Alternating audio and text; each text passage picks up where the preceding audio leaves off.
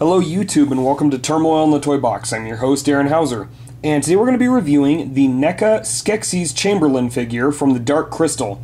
This is from the 1980s Jim Henson film.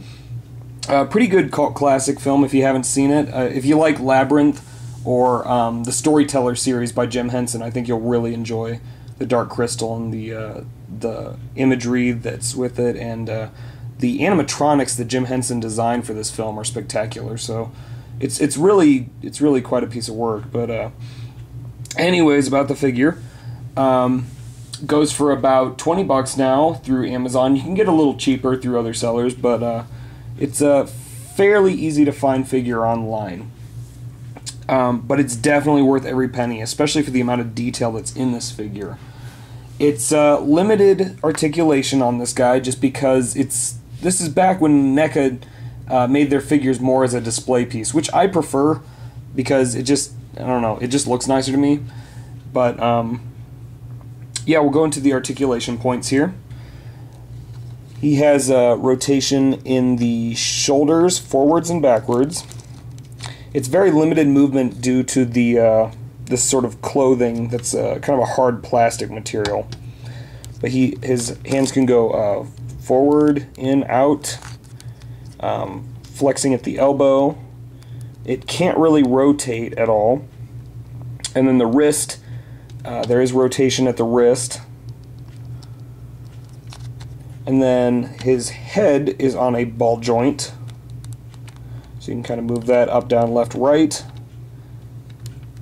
And then the legs, they do not move at all. They are kind of stationary. His tail, however, is this sort of a bendy, it feels like it's got kind of like a metal pipe in it, so you can kind of bend it, but it goes in one direction really, which kind of runs underneath the edge of this, but it helps him keep balance there.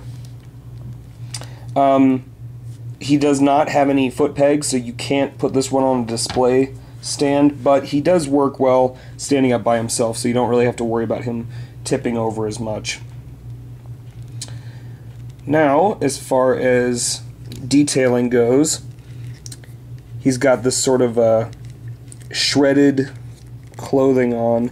If you've seen the film, you know that he loses this Battle of the Stone to get the place as the head Skeksis, and upon losing, they tear off all of his clothing, which kind of removes his sort of pride and his position in the Skeksis realm. But he ends up wearing this sort of shredded material throughout the film, and they do a really good job kind of capturing the detail on it.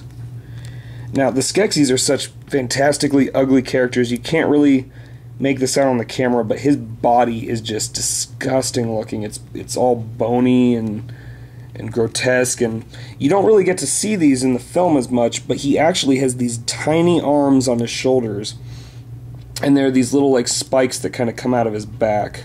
The arms do not have any sort of articulation, they're stuck there, but a lot of really good detailing on this figure. So yeah, that's about it for this guy. Give you kind of a closer look at his face there. Looks a lot like the puppets and animatronics that they actually used in the film. A lot of attention to detail went into this figure. I really wish NECA would bring back the Cult Classics figures like these. I know this wasn't a part of the Cult Classics line per se, but this is part of the I think it was the Cult Classics Presents series, which kind of did odd films that maybe NECA didn't want to put into their Cult Classics line necessarily. But this is a great example of some classic NECA work before they started just retooling all their figures that they've already released. But if you're a big Jim Henson fan, or if you like these sort of creature figures that are based off of old animatronics and stuff, I'd really check this out. It's a really great figure, and it's very affordable, especially for how old it is. But yeah, that's about it. Check out some of my other reviews, and if you have any questions, just leave them in the comments below. And as always, thanks for watching.